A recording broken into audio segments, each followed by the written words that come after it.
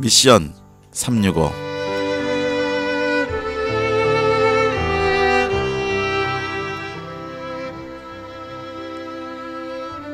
1903년에 하와이의 인천 내리지방에 있는 감리교 교인들이 하와이 사탕수수 농장에 노예처럼 왔습니다. 그리고 그분들이 처음으로 교회를 세웠습니다. 그 이후에 지금까지 많은 시간이 지난 이후에 우리 한국인 이민자들이 지금 북미주에 4,500여 교회를 세우고 하나님을 따라가는 신앙생활을 하고 있습니다. 이제 우리 모두가 잘 알고 있듯이 미국에는 영적인 위기가 오고 있습니다. 동성애 문제, 또 재정적인 위기, 이런 여러 가지 윤리적인 문제, 이런 것으로 인해서 복음을 수출하고 복음을 전했던 이 나라에서 지금 우리 이민교회의 역할이 선교적으로 다시 재조명되고 있습니다. 오늘 이 시간에는 우리 미주 한인교회의 지도자 중에 한 분이신 우리 배현찬 목사님 전화로 연결해 있습니다. 선교사님, 목사님 안녕하세요. 안녕하십니까, 목사님. 네. 목사님, 제가 우리 존경하는 목사님이시고 또 우리 교계 지도자 중에 한 분이신데요. 지금은 그 동부의 버지니아 리치몬드에서 목회하시고 또 우리 전체 한인 교회 세계 선교 운동의 리더의 한 분으로 지금 이것을 이끌고 계시는데요.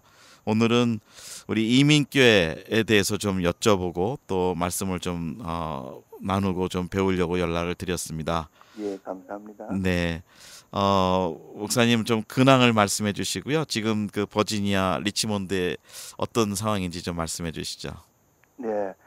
이 동부는 뉴욕, 워싱턴, 그리고 동남부 아틀란타 이렇게 곳곳에 큰 교회가 있죠. 예, 워싱턴 인근에 한 15만 되는 우리 동포들이 워싱턴, 볼티모어, 그리고 또 좀 이런 남쪽으로 제가 있는 리치몬드, 또 좀 해안가에 버지니아 비치 이렇게 400여 교회가 15만 교민들과 함께 신앙 공동체를 형성하고 있습니다.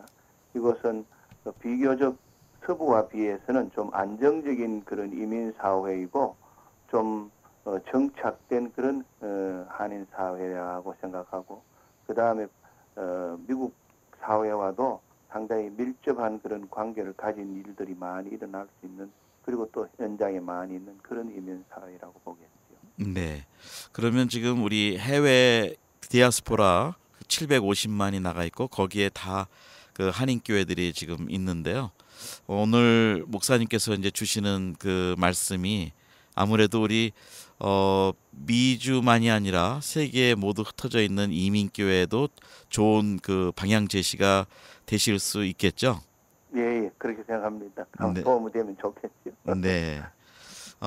목사님 그 미국에서 목회하시고 또 공부하시고 또 우리 박사학위도 받으시고 정말 다양하게 여러 가지로 우리 교계에 또 기여도 하셨는데요. 목사님께서 그동안 목회하신 그 여정을 한번 좀 말씀해 주시죠. 네, 제가 한 32년 전에 미국에 공부하러 와서 공부를 하고 또 공부해 가면서 계속해서 30여 년 이민교회를 섬기고 있습니다. 주는 저 미드웨스트 지역에 먼저 와서 이 동부 지역에서 그저 꾸준히 섬기고 있습니다.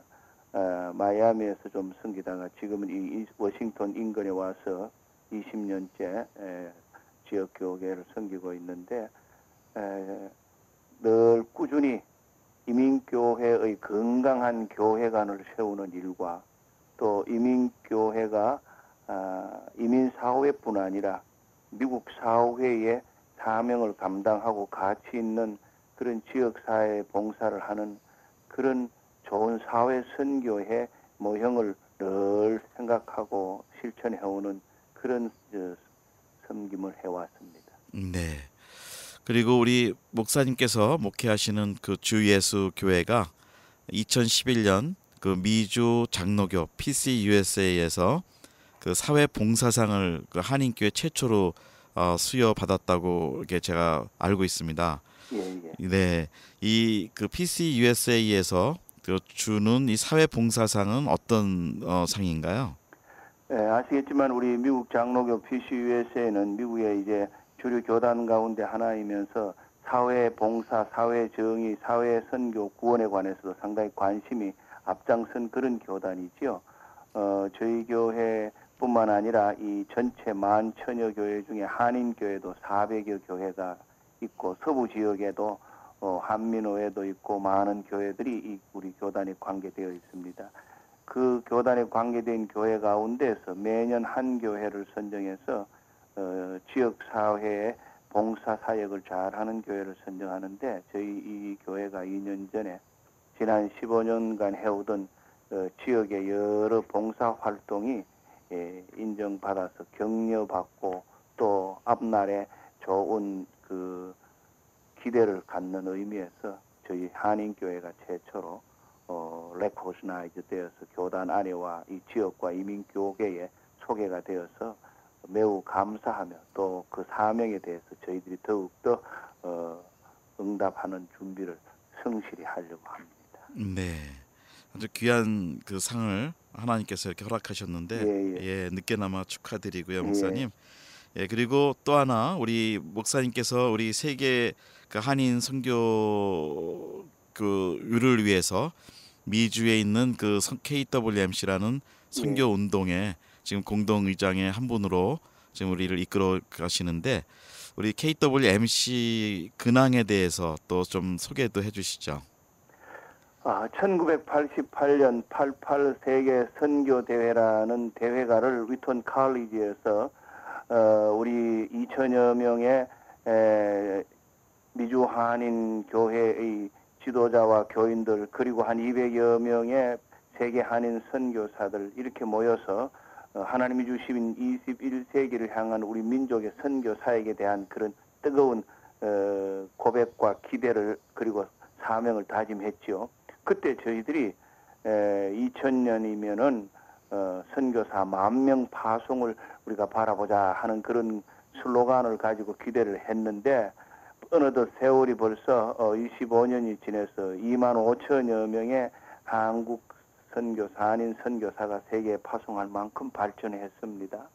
그리고 4년마다 대회를 하면서 참 우리 한인 이민교회 선교 올림픽이라고 할 만한 그런 대회의 역량과 또 그 내용과 또 세계 선교사에도 참 공헌할 만한 역할을 하는 프로모션을 운동을 하고 이민교계 선교 운동의 불쏘시개 역할을 했지요.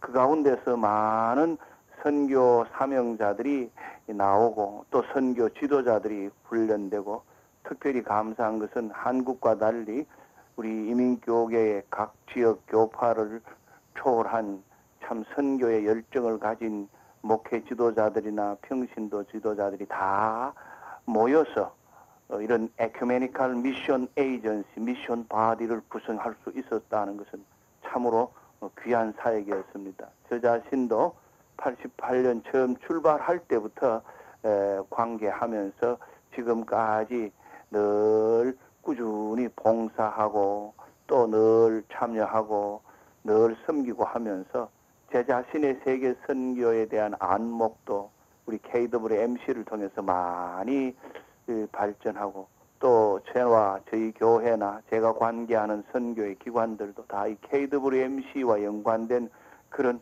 좋은 그런 협력과 또 선교의 동력이 이루어졌죠. 지금도 미주에 많은 그 선교 기관들이 생겨서 기능별로 지역별로 직능별로 사역을 하지만 그래도 아직 KWMC가 이런 선교 운동에 그런 그레스루트 참 풀뿌리와 같은 미주교계를 하나로 묶는 역할을 한 것은 하나님이 참 특별하신 섭리와 은총이지요. 이제 세월이 지나서 앞날의 새로운 시대의 미래를 준비하면서 지도력이 지금 많이 교체되어 가고 일대 처음 훌륭한 어른들의 그 은퇴와 또 새로운 젊은 세대들의 영입과 이런 가운데서 저는 그 양세대 어쩌면은 중간이라고 할까요?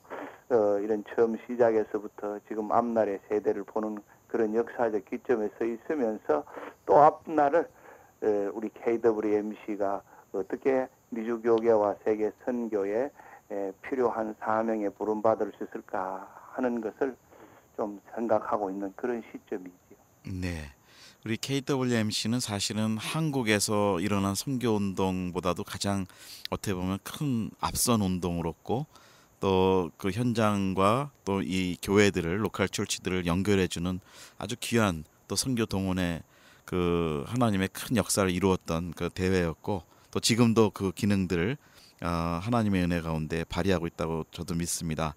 예, 어떤 우리 귀한 리더들께서 이렇게 그 큰 운동들을 꾸준히 4년마다 그 어려운 환경들을 이기시고 이끌어 주심을 저도 정말 감사드리고요. 우리 목사님 이제 좀 주제로 좀 정해서 한번 말씀을 좀 나누고 싶은데요.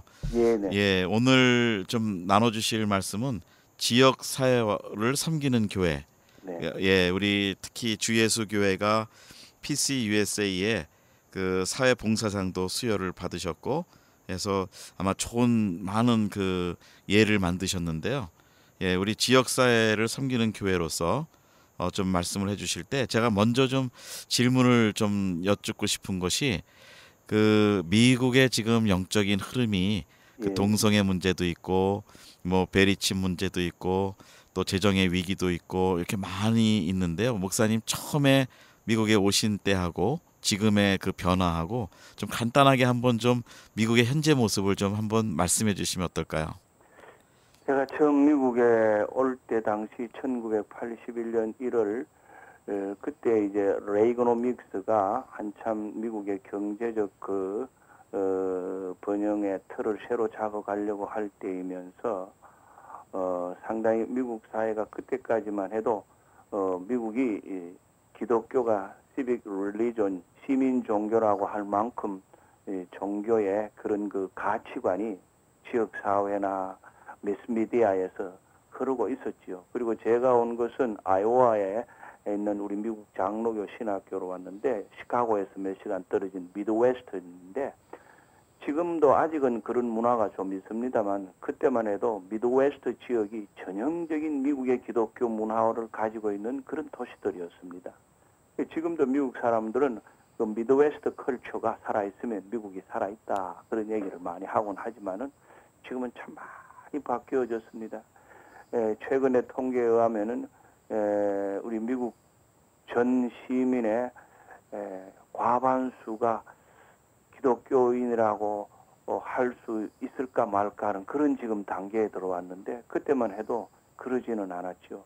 그리고 한 20여 년 전만 해도 미국의 이런 그 지도자들이나 정치 지도자들 사회에 아주 기독교 가치관과 도덕에 어긋나는 그런 정치적 이슈를 과감하게 내놓질 못했죠.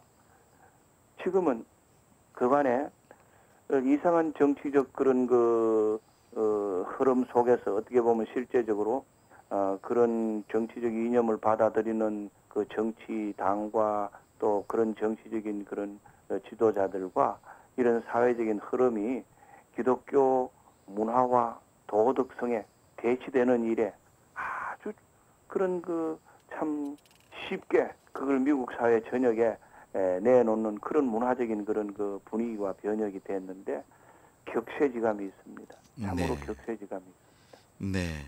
이제 이런 그 사회 분위기에서 우리 이민교회가 어떻게 그러면 우리 어떻게 보면 선교적 교회로서 또 하나님의 사명을 감당하고 우리가 한인들이 뭉치는 교회로만이 아니라 미국을 살리는 교회 또 지역 사회를 섬기는 교회로 이제 가야 되는 것에 대해서 많은 연구를 하셨는데요. 이제 그 말씀을 이제 본격적으로 좀 해주시죠. 예. 네. 최근에 와서 이머징 처치의 운동으로 미셔널 처치라고 하는 운동이 한 15년 전부터 구미에서 특히 미국에서 그 신학교 교수들과 이런 북미와 미국과 오스트레일리아에서 이런 선교적 교회 운동을 통해서 본래의 교회적 그 기능을 회복하고 또 사회 문화적인 역량을 확대하면서 지역 문화를 변혁하고 또 이 사회를 기독교로 영향을 주는 운동을 하자는 운동이 일어나고 있죠. 근데 구체화되어서 구체적으로 보면 이런 성서 전통의 바탕에서 그 문화 속에서 그리고 지역 사회 속에서 교회가 선교를 가거나 보내는 것이 아니고 교회 자체가 선교의 바디와 기능으로 살아 있어야 된다 하는 그런 관점에서 보는 것이죠. 그런 면에서 교회가 과거에 멀리 그리고 먼 곳으로 후원하고 나가고 하던 것에서 교회가 속해 있는 그 지역 커뮤니티 그 현장이 바로 선교 현장인 것입니다. 이것은 이미 한 10여 년 전부터 많은 선교학자들이 주장하는 한 면도 있었다고 볼 수 있지 않겠습니까? 왜냐하면 지금 미국의 다양화, 다문화, 다인종화되어가는 사회 현상 자체, 인구 구성의 변화 자체가 이미 미국이 선교 현장이고, 그리고 사실 유럽도 그렇고 여러 지역이 타종교들의 그 아주 적대적인 선교 환경이나 어떤 전략에 비추어 볼 때 과거 이 세계 선교를 리드하던 서구의 그런 여러 지역 그리고 여러 문화가 이제는 선교지가 된 그런 상황입니다. 근데 우리 이민교회 입장에서 볼 때 우리가 사실 미국에 이리 4,500여 교회 200만이라고 해도 전 미국의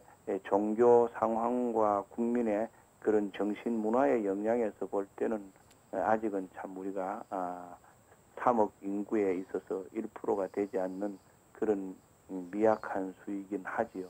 다행히 한인 교회들이 도시마다 상당히 건강하고 큰 공동체를 구성한 곳도 있고 또 1.5세, 2세들이 상당히 4.29 폭동 이후에 정치적인 그런 영향력을 응집하고 또 최근에는 우리 2세 젊은 그 목회자들이나 복음 사역자들이 교단 곳곳에서나 도시 곳곳에서 상당한 그런 영향을 주려고 하는 응집 아니면은 잉태를 하고 있는 그런 모습을 보는데 이제 한 가지 제가 이제 관심을 가지고 지금까지 꾸준히 노력하고 또 지금도 그런 관점을 우리가 둬야 할 것은 우리 한국 사람들이 우리 에트닉 마이너리티로서 우리들의 신앙 공동체를 우리의 언어와 우리의 말과 또 우리의 문화로 지나치게 이 성장하고 부흥하고 선교하다가 보면은 사회학적으로 그 아이솔레이션 돼서 엘리네이션 된다고 머조리티 사회하고는 오히려 그것이 더 분리되는 영향을 줘서 본의 아니게 우리끼리의 개토와 같은 그런 문화 중심의 신앙생활을 할 수 있는데 그건 어떻게 보면 상당히 비선교적인 그런 결과를 가져온다고 볼 수 있겠죠. 그래서 어떻게 하든지 이 교인들 개인의 힘은 약하지만은 그래도 작으나 크나 우리가 교회가 모인 공동체는 소수민족이라도 그 공동체로서의 힘이 있으니까 교회가 그 있는 그 지역에 사역이나 어떤 활동을 통해서 징검다리를 놓아주고 그리고 여러 다인종 문화 속에서 그 지역 사회 속에서 우리 소수민족 사람들이 신앙의 가치관을 가지고 살아갈 뿐만 아니라 우리가 그 사람들을 선교적 사명으로 그리스도의 사랑으로 복음으로 사랑과 정의와 평화를 펴는 일을 직간접적으로 해나가는 그런 적극적인 그런 삶을 그리고 공동체가 되도록 우리가 우리의 이 하나님 주신 사명을 이런 선교적 교회의 마인드로서 자꾸 북도 도와주고 그리고 자긍심을 심어주고 사명감을 깨우쳐주고 그리고 실제 그런 프로그램들을 하나하나 시행하는 것을 모형화해서 개발해서 나누어주고 함께 실천해 나가는 그런 운동을 우리가 해나가면서 우리 미주 한인 이민교회가 가지고 있는 KWMC가 4년마다 선교대회를 할 때 모은 그런 그 역량과 그런 그 자원을 우리는 이렇게 로컬의 각 커뮤니티에 속해 있는 개교회가 구체적인 삶의 현장 속에서 우리가 그렇게 사는 새로운 가치관을 가지고 그런 지역과 더불어 우리가 살아가는 교회 공동체가 되는 일로 우리가 지금까지 노력을 해온 것이 우리들의 조그마한 이런 교단 안팎의 미주교계의 또 선교사님들로부터 받는 이런 기대인데 이런 것들을 우리가 더 성숙하고 발전시킬 뿐만 아니라 여러 교회들도 각각 처한 그 현장에서 이런 일들에 더 관심을 가지고 사역에 집중해 주면서 선교적 교회로서의 이민교회의 지역사회 봉사상을 자꾸 세워갈 수 있기를 바라면서 우리가 그런 일에 조금이나마 애를 쓰려고 지금부터 노력을 좀 하지요. 네. 목사님 말씀 중에 제가 느낌으로는 우리 성도님들을 그렇게 또 잘 인도하고 양육하고 그 방향으로 도전해야 되는데 제가 볼 때는 리더 한 분의 마음이 더 중요하지 않을까 생각이 들어요.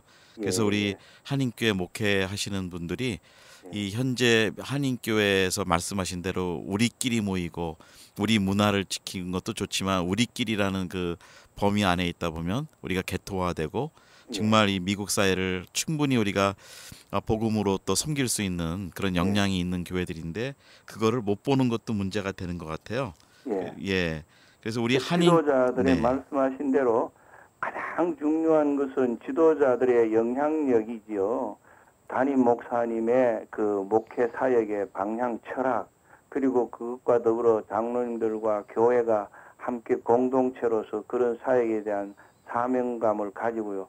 그런 새로운 시대적인 도전에 응하는 선교적 마인드인데 그런데 결정적으로 말하면 목사님들로부터의 그런 인식 전화 그리고 그런 가치관의 변화 그리고 그런 일을 하고 싶어도 하지 못하지만은 할 수 있도록 작은 일을 실천할 수 있는 그런 전략적인 실제적인 지혜와 모형 개발 그리고 용기 그리고 그런 분들 가운데서 서로 그런 자원과 도움을 받을 수 있는 네트워킹 같은 이런 것들이 필요하죠. 그래서 저희 교회가 사실은 그런 것에 대한 소명을 좀 가지려고 있습니다. 네.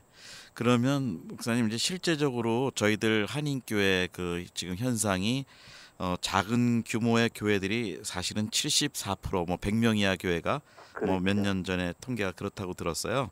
그러면은 목사님께서 우리 작은 이민교회도 정말 이렇게 목회자가 용기를 내서 선교적 교회가 될 수 있다라는 걸 어떻게 좀 격려를 좀 해주셔야 될 것 같아요. 저는 이제 우리가 내년에 사실 지금 사회 선교관을 완공하고 미주에서 처음 선교적 교회 세미나를 할 계획을 하고 있습니다. 그래서 선교사님들과 미주교회 목사님들 모시고 저희 교회뿐만 아니라 학문적인 선교적 교회론 그리고 우리가 실제로 그걸 적용해서 하고 있는 여러 가지 다양한 프로그램들을 나누고 전하면서 이 무슨 큰 대형 교회나 메가처치가 아닌 중소형 교회에서 이런 일들을 목회적으로 교회 공동체적으로 어떻게 실천할 수 있을까 하는 것을 우리가 실제로 우리가 해오던 방법들이 어떤 것이었고 어떻게 그것이 열매를 맺었으며 어떤 방법으로 되었는가 그렇게 우리가 좀 실제화한 것을 나누려고 합니다. 예를 들면은 이제 물론 우리 교회는 이제 그동안 하나님 축복으로 그런 것 할 수 있을 만큼 또 그런 성장과 역량을 주었지만은 대부분의 이민교회의 입장에서 모든 조그마한 교회들이 할 수 있는 작은 일이 있고 예를 들자면은 이웃에 있는 백인교회나 흑인교회가 같이 모여서 한 1년에 한 번씩 예배를 드리거나 합창을 하거나 어떤 특별한 절기 행사를 할 때 우리가 한국 사람의 어떤 문화를 가지고 접근하고 초대할 수도 있지요.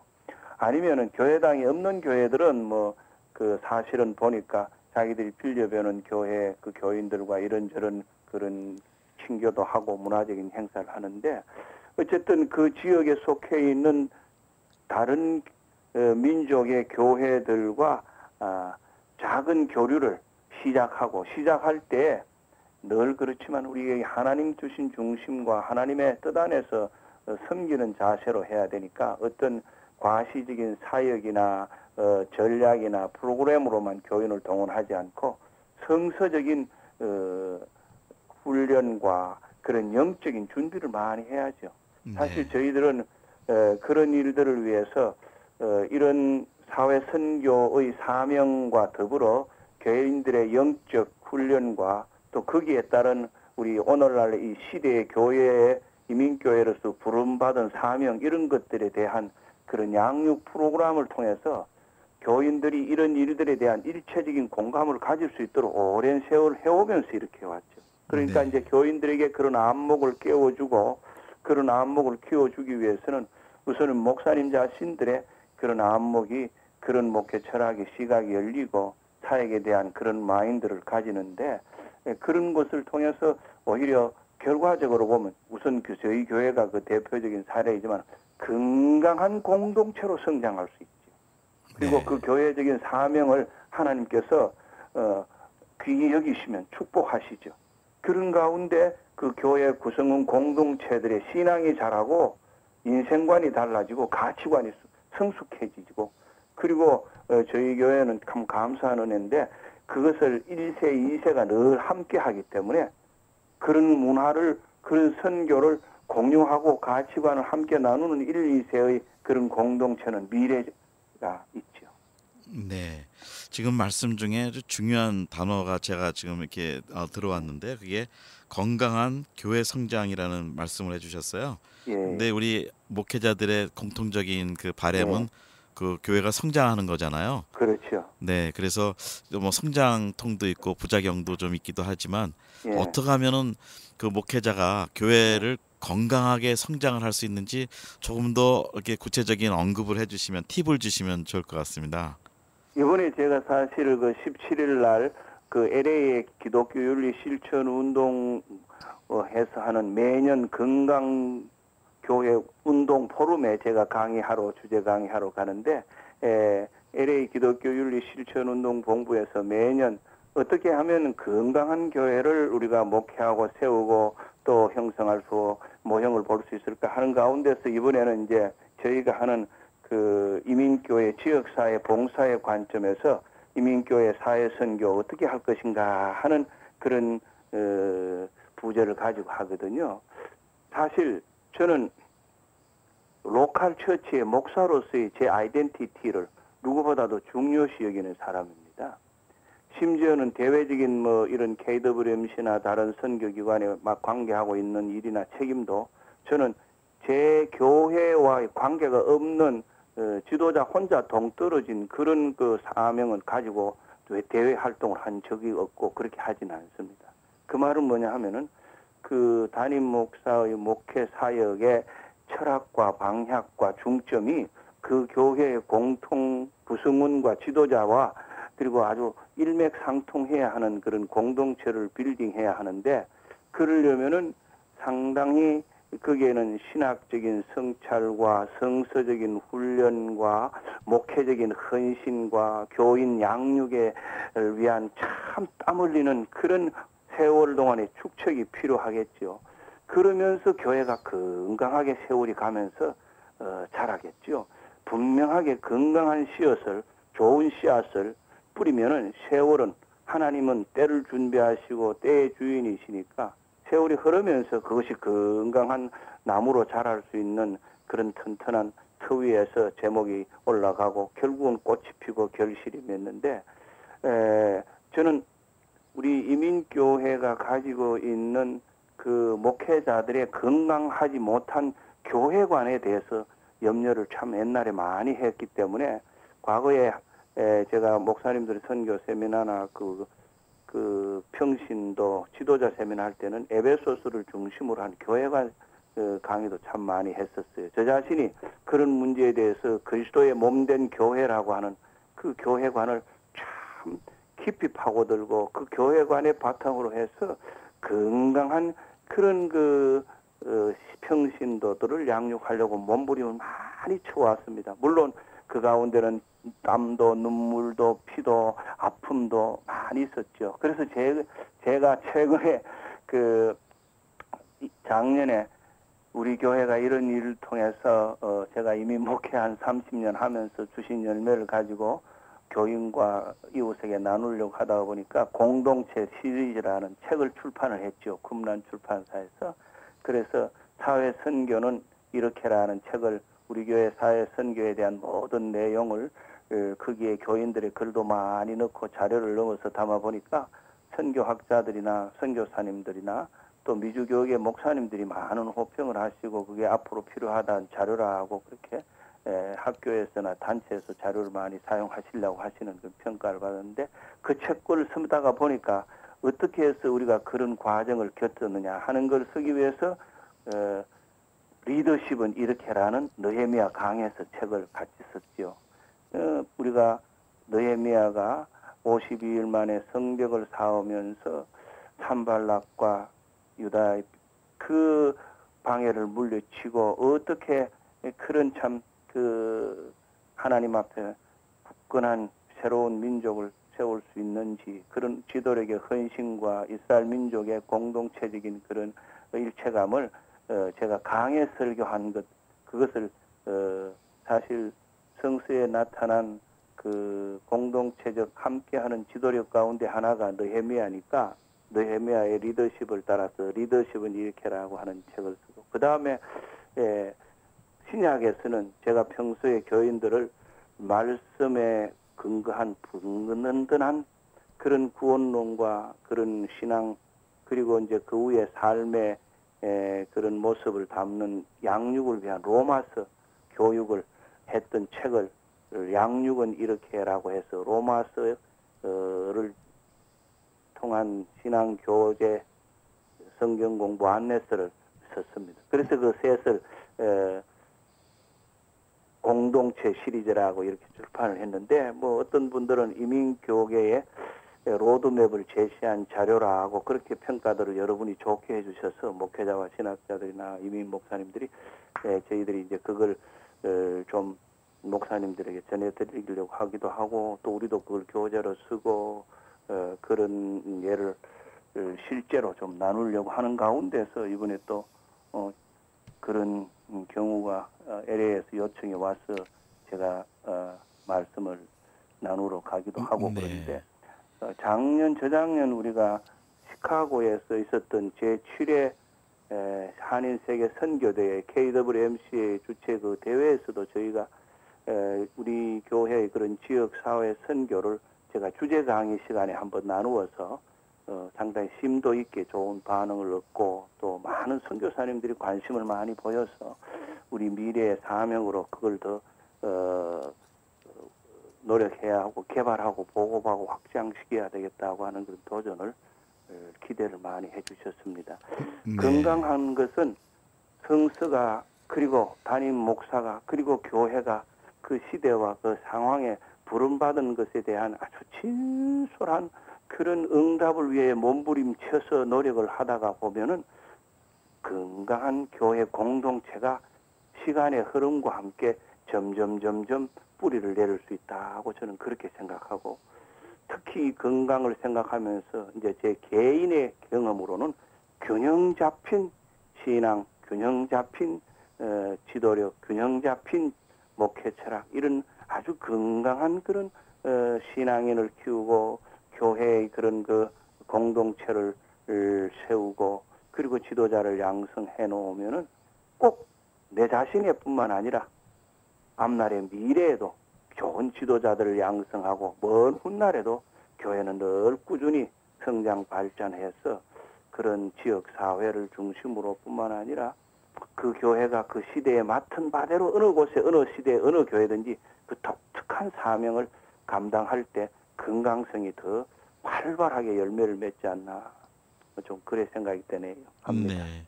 목사님 그 책 이름을 제가 다시 좀 여쭤보면 리더십은 이렇게 해라. 그다음에 네. 두 번째가 양육은 이렇게 하라. 또 네. 하나가 어느 책이죠? 사회 선교는 이렇게. 사회 선교는 이렇게 하라. 그래서 네. 이게 시리즈처럼 아주 예. 좋은 교본이 된다고 하셨는데요. 이게 그 다른 문화권 다른 선교지에 계신 그 선교사님들이 이걸 적용할 수 있을까요? 아마 적용을 하시면 많은 격려가 되고 도움이 될 겁니다. 네. 보신 분들이 그런 반응을 보이니까. 그럼 이게 저 출판사가 어디였나요? 쿰난 출판사. 쿰난에서 나온 거요? 얼마 네. 전에 우리 미주 크리스찬 신문에 한 달 전에 광고도 나가고 네. 책이 나온 다음에 월간 목회에서도 한두 번 소개가 나가고 글도 나가고 그랬어요. 네. 책 나온 지가 거의 1년 가까이 되잖아요. 예. 그런데 이제 사회 선교는 이렇게라는 책은 여러 단체에서 그걸 굉장히 좋아해서 좀 그 참고 도서로나 부교재를 사용한다는 말씀을 해주셔서 우리가 이제 출판을 계속할 계획이. 네.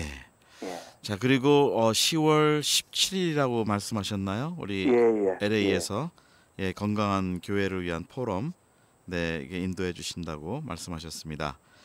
예, 그리고 조금 아까 이제 말씀해 주신 내용 중에 이제 하나가 그 건강한 교회가 되려면 목회자 지도력의 그 균형 잡힌 그것이 건강한 교회를 만들 수 있다고 이렇게 말씀을 해주셨는데요. 예. 예, 그러면은 제가 이제 우리 미주 한인교회 현실을 좀 보면서 말씀드린다면 여쭤본다면 예. 그 목회를 하다 보면 큰 교회를 하고 싶은 소망들이 다 있으시잖아요. 그렇죠. 근데 큰 교회와 작은 교회 사이즈를 떠나서 예. 큰 교회가 그러면 건강하지 않을 수도 있고 또 작은 예. 교회가 건강할 수도 있다. 예. 이렇게 이제 보실 수 있는 거죠. 예. 예, 그래서 큰 교회가 성장 운동을 하다 보면 예. 또 어떤 면에서는 이렇게 목사님이 평가하시는 기준으로 본다면 네. 건강하지 못하다라고 얘기할 네. 때 혹시 건강하지 못한 면을 진단한다면 어떤 면들을 좀 말씀해 주실 수 있을까요?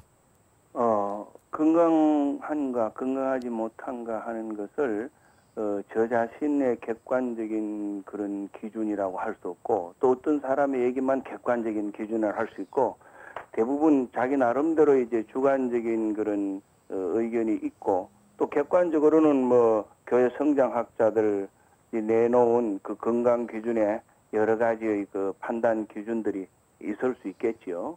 그런데 제가 이민 목회를 30여 년 하면서 이민 목사로서의 저는 사명과 그 특성을 귀히 여기기 때문에 그리고 물론 한국 기독교도 지금 마찬가지지만 어느 사회나 건강한 사회는 중산층이 뿌리를 잘 내린 사회라고 봅니다. 사회학적으로 그렇습니다. 네. 그 미국 사회가 지금 지난 30년 동안 특히 10년 동안 부익부 빈익빈이 갈수록 강화되는 게 자꾸 심해져서 getting polarization 이게 통계에 나오지 않습니까? 네. 몇 프로 10% 안 되는 부자들은 자꾸 부자 되고 절대 빈곤층은 25%는 30% 자꾸 늘어가고 중산층이 자꾸 얕아지고 그 건강하지 못한 거죠. 네. 이걸 종교교회에 비추어서 말한다면은 기독교가 중소교회들이 건강해야 됩니다. 한국만 봐도 지금 슈퍼 메가 처치가 훌륭한 지도자들의 헌신과 교인들의 노력으로 지금 세워졌지만은 기독교 역사의 앞날의 미래는 그런 교회와 지도자들이 지금 앞날에 큰 먹구름을 주고 장애물이 되고 있습니다. 네. 미주교계라고 그러라고 아니라고 할 수는 없죠. 건강한 교회가 슈퍼 처치냐 대형 교회냐 작은 교회냐 작은 교회 아니냐는 것은 그 교회가 가지고 있는 그런 가치 철학과 영향력과 교인의 성숙도에 다르지만 우선 그 건강한 교회의 필요성에 대해서 저는 그렇게 생각해요. 어느 사회든지 종교계도 마찬가지고 이런 그 중간층이 될 수 있는 중소교회들, 중간층들 이것이 튼튼해가 사회가 튼튼하는 것처럼 교회도 중소형 교회들이 뿌리를 잘 내야 사회가 튼튼합니다. 근데 실제적으로 너무 교회가 작으면은 또 건강하지 못한 그런 요소들이 들어올 수가 있는 게 많은 이민교회 현실성이 또 있지요. 왜냐하면은 패밀리 센터드 처치가 많으니까. 네. 그 미국 교회도 마찬가지입니다. 150명 이하의 미국 교회 통계도 보면은 오랜 세월에 미국 교회의 전통적인 교회들이 굳어져서 새로운 지도자, 새로운 문화, 새로운 사명에 대한 도전을 안 받으려고 하는 패밀리 센터드가 되기 때문에 이미 인간관계 중심주의적인 교회가 되면은 건강하지 못한 가장 큰 약점이 거기에 들어가지 않습니까? 하나님 중심, 말씀 중심, 사명 중심이 아니고 가치관 중심이 아니고 휴먼 릴레이션십 센터. 이게 보통 작은 이민교회 목사님들이 실험하고 소도시에서 목사님들이 희생하면서 아파하는 가장 많은 그런 문제인데 근데 그것을 건강한 교회라고 하는 측면에서 볼 때는 뭐 요새는 메타 처치를 건강한이라고 하는 면의 측면을 적용하는 사람도 있지 않습니까? 변화에 수용되고 또 늘 그 자기 발전의 문을 열어놓고 하는 그런 교회인데 이 사실은 건강이라는 것에 그런 가치관이 그런 파운데이션이 어디에 되어 있느냐? 사실은 대형 교회도 아주 좋은 일을 많이 하고 사회적으로 큰 프로젝트를 하지만은 교회 내의 가치관이 참 사명 중심, 말씀 중심, 하나님 중심 이것이 아니고 어떤 휴먼 센터드, 휴먼 아이디올로지, 그러면 전략 아이디올로지가 센터가 되면은 단적으로 그거는 미래로 볼 때는 분명히 건강하지 않는 병이 나올 거고 심하면 암이 나올 거 아니겠습니까?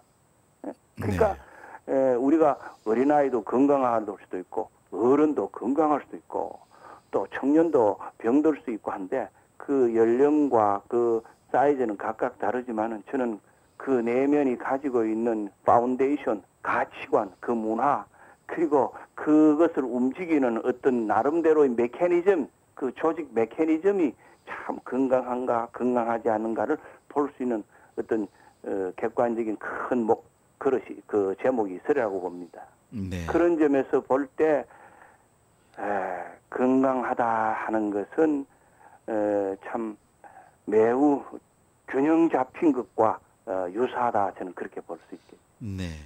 근데 그동안 이 미국의 큰 흐름 중에 하나가 이제 그 교회 성장 운동, 그 철치 그로스 무브먼트가 있었잖아요. 예, 그래서 그 결과로 여러 메가 철치들이 나왔고 예, 또 그러다 보니까 우리 한인 교회들도 그 큰 대형 교회들이 이제 나왔고 그랬는데 그 교회에 우리 한인 교회가 앞으로 그럼 지향해야 될 그것이 뭐 사회 참여에서 이제 봉사도 있지만 전도가 참 중요한 요소가 될 것 같은데요.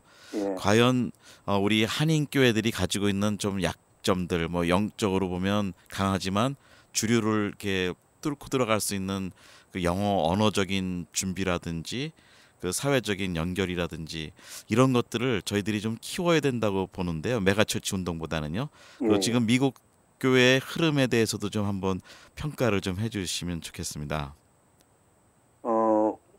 우리 이미주 이민교계도 큰 대도시마다 메가처치들이 다 있지 않습니까?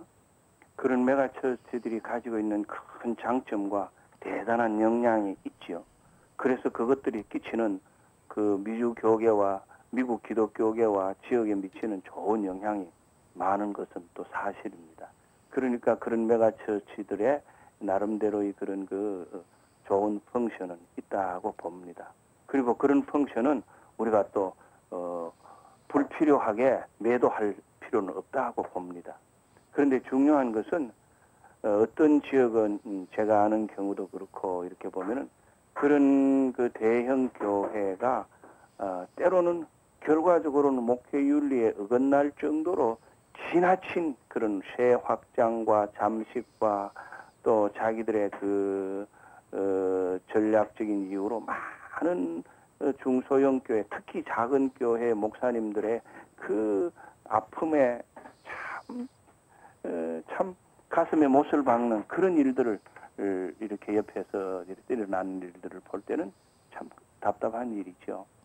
참 답답한 일이고, 그리고 작은 교회 목사님들도 어떤 경우에는 특히 이제 미국의 각 중소도시의 작은 도시의 작은 교회 그런 소형 교회 목회하는 목사님들의 이렇게 보면은 저는 그동안 오랜 세월 우리 후배 목사님들을 보면서 그런 사명감을 많이 가진데 자기 자신의 그 목회자로서의 정체성을 참 그 존엄성을 별로 가지지 못하는 아픔 속에서 허덕이고 생존에 허덕이다 보니까 목사로서 신앙인으로서 일반적으로 한 사회인으로서조차 그런 그 자신의 인격에 대한 그런 존엄성을 잊어버리고 참 허덕이는 경우를 많이 보고 그게 심하면은 성직자로서 목사로서 그런 품위와 신앙생활보다는 아주 참 바람직하지 않는 그런 이슈를 가지고 교인들과 이웃과 그런 일에 휘말려 들어가는 그런 모습을 볼 때 참 안타깝지요.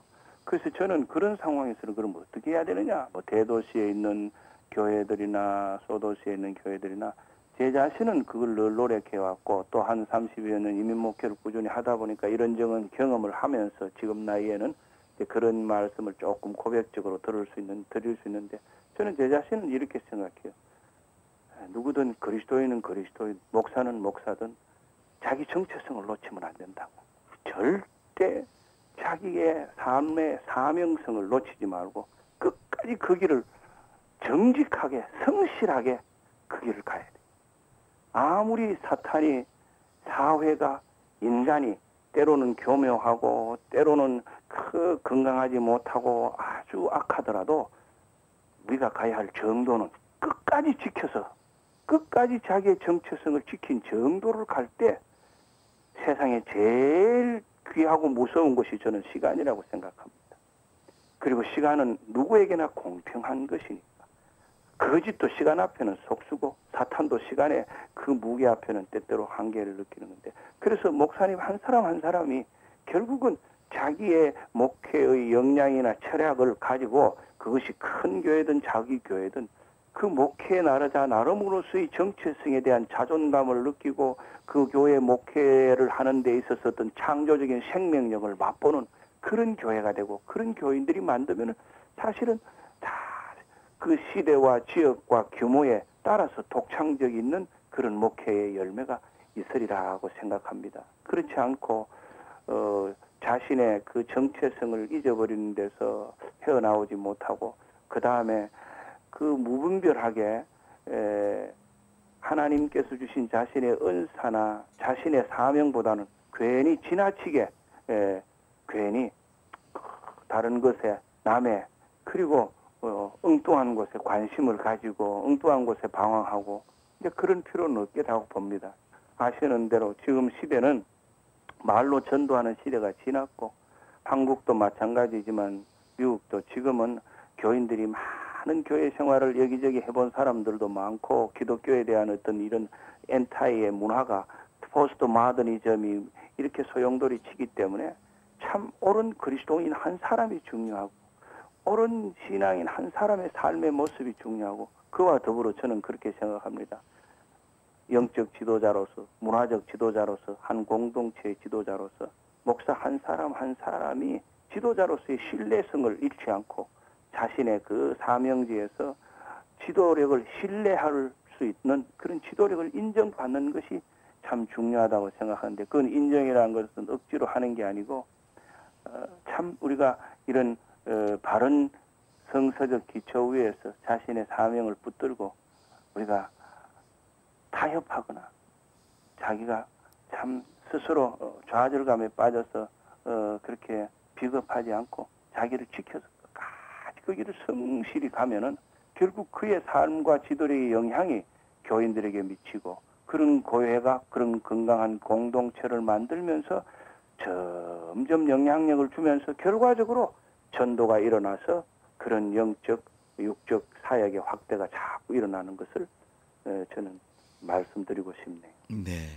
말씀 들어보니까 정말 우리 메가처치 운동이라든지 이런 것들이 우리 목회자들한테는 하나의 그 유혹 같은 그 소망으로 가까이 오고 있기도 한데요. 자기 정체성이 있으면 큰 교회든 작은 교회든 하나님의 부르심에 그 흔들리지 않고 나가야 된다라고 이렇게 말씀해 주신 거로 제가 이렇게 배워보고 있습니다. 그리고 이제 좀 마지막 주제로 좀 다뤄보고 싶은 것이요. 우리 그 차세대 문제를 아까 목사님 우리 주예수교회에서는 그 이런 일들을 같이 차세대와 함께 진행하신다는 말씀을 해주셨는데요.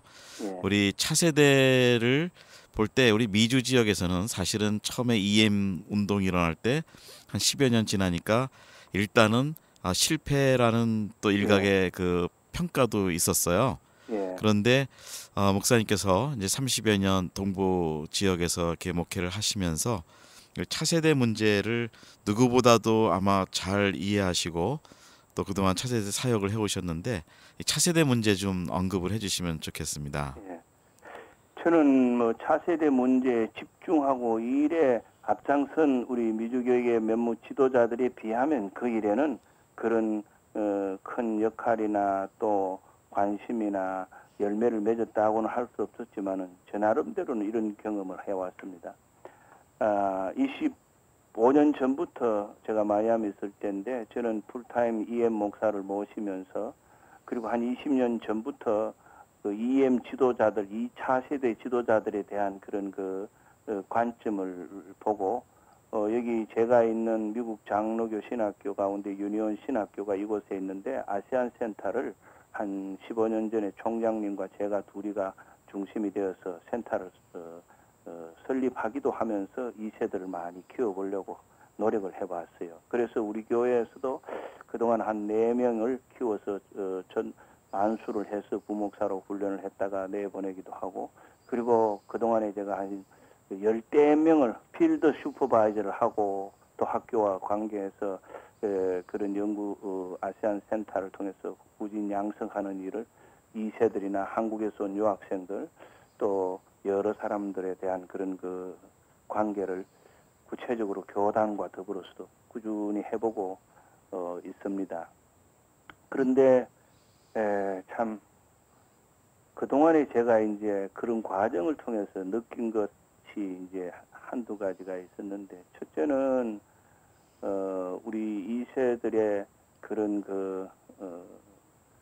대한 수용성, 이해가 우리 1세 목회자들이나 1세 교회가 참 그만큼 그런 준비와 그런 훈련이 잘 안 돼 있기 때문에 2세들이 방황하는 게 많다. 아주 전형적인 1세 목회자와 1세 교회로서는 2세들을 수용하고 2세 지도자들을 양육할 만한 그 시스템, 체제가 잘 안 돼 있는 경우가 많아서 2세들이 적용을 잘 못하고 방황하는 경우를 많이 보았습니다.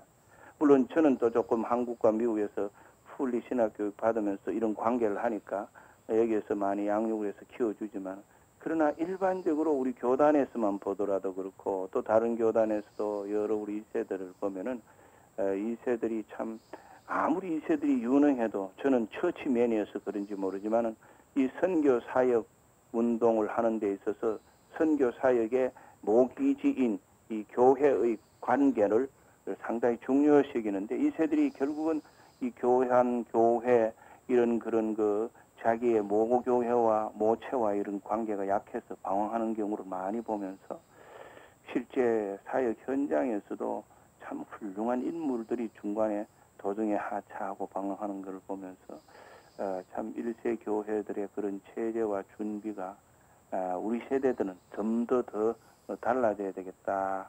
또 어전에 저보다 저전의 세대들은 사실은 거의 이해가 불가능했지만 저희 세대만 해도 그런 징검다리 역할을 충분히 할 수 있는데, 그런 면을 더 존중해야 되겠다, 노력해야 되겠다, 그런 점이 있고, 그 다음에 제가 또 다른 점에 한 가지 보는 것은 우리 미주 교계의 2세들 지금 지도자들로서 1세 목회를 하거나 2세 목회를 잘 아는 분, 참 저와 가까이 교제하거나 지금도 교제하고 아는 분들이 여러 분들이 다 있는데, 그런 분들이 다 훌륭하게 끝까지 잘 자라오시면서 성장한 분도 있지만은, 제가 아는 분 가운데는, 많은 후배들 가운데는 도중 하차한 사람들 참 많거든요. 훌륭하고 좋고 장래성 있는 좋은 인재들이 복음의 사역에, 선교의 사역에서 그렇게 참 하나님의 그 부르심의 자기 은사를 그렇게 적극적으로 활용하고 개발하지 못하고 이렇게 도중에 포기하거나 도중에 딴 길로 가는 경우도 그동안 많이 봤는데, 이런 안타까움을 보면서 제가 느끼는 것은 2세들이 젊어서 처음 사역의 현장에 들어가거나 복음 사역자가 되었을 때 조금 속단한 표현으로 치자면 제 경험으로 자기 자신에 대한 그런 가치 밸류를 잘 못하더라고요. 너무 자기를 높게 평가해요. 환경 때문에. 세상적인 말로 하면은 수요는 많은데 공급은 적으니까. 네. 그래서 아주 철저한 그런 젊었을 때부터 원칙을 배우고 자기 훈련을 하고 자기 길을 단계적으로 가기보다는 우선 이 세들에 대한 수요와 기대 때문에 자기 자신을 냉철하게 성숙화시키는 그런 노력이 부족한 그런 환경에 빠져가지고 허겁지겁 착각하고, 그리고 거기에서 방황하는 경우도 좀 보곤 합니다. 그런데 다행인 것은 그런 와중 속에서 많은 좋은 인재들이 선교의 필드로, 사역 필드를 선교지로 많이 아웃리칭하고, 어떤 면에서는 로컬 처치만 아닌 다양한 선교 사역지에서 많은 그런 장래적인 있는 길로 들어서고 관계를 맺고 노력하는 걸 보곤 합니다만은, 이것이 지금 우리 아시는 대로 지금 미국의 우리 2세들의 정치력은 그리고 사회 진출력은 상당히 발전이 많이 되어 있지 않습니까? 그리고 어떤 면에서 지금 우리가 Gcam 같은 데서 장년들 많이 양성하고 또 각 곳에서 많은 젊은 2세들이 많이 일어나고 있는데 저희들은 뭐 그런 지도자들을 양육 훈련하는 데 돕기도 하지만 제 개인의 입장에서는 우선 우리 교회 2세들을 철저히 이런 그 미래를 보고 부모들과 함께 신앙 공동체로서 특히 선교 사역 공동체로서 함께 사역하고 함께 언어의 뿌리를 통한 역사식을 가지고 성경을 통한 가치관과 선교를 통한 세계관을 가지는 일에 로컬 처치에서부터 우리는 멀리 노력하고 있습니다. 그래서 앞날에 지금도 우리 신학생에게 여러 나왔고 목사도 몇이 나오는데 앞날에 이런 사람들이 자라서 결국은 교회마다 좋은 그런 그리스도인으로 사회 지도자가 되고 교회 지도자가 되고 선교의 앞장선 기수가 될 수 있는 그런 일을 개교회가 모파하는 역할을 잘 해야 되지 않을까 하는 것이 제 심정이고 저는 그런 그나마 노력을 하려고 애쓰고는 있습니다. 네. 이렇게 목사님 말씀 듣다 보니까 1시간이 다 지나가고 있는데요. 이제 남은 한 2, 3분 우리 지금 이 방송이 인터넷으로 나가는 우리 지멘 라디오 방송인데요.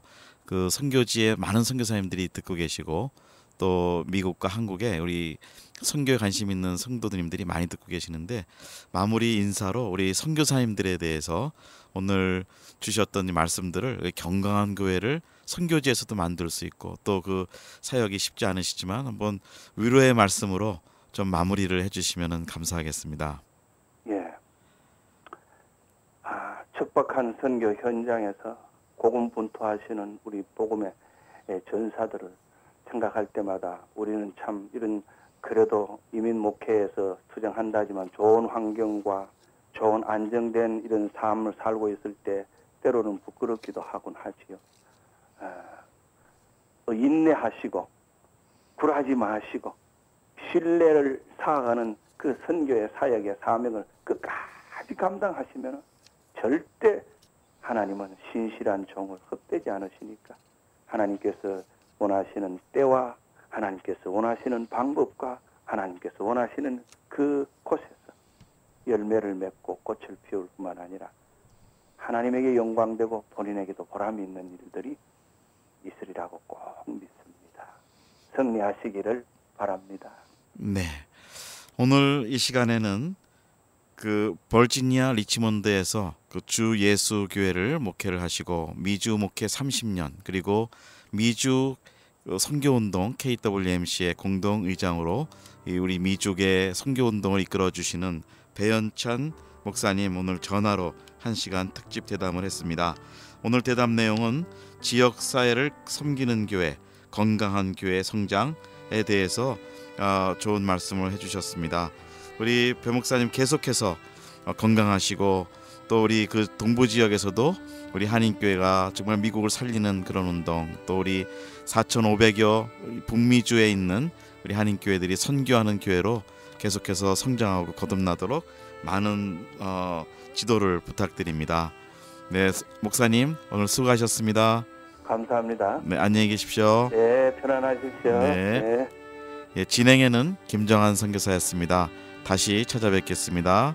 안녕히 계십시오. 네, 감사합니다.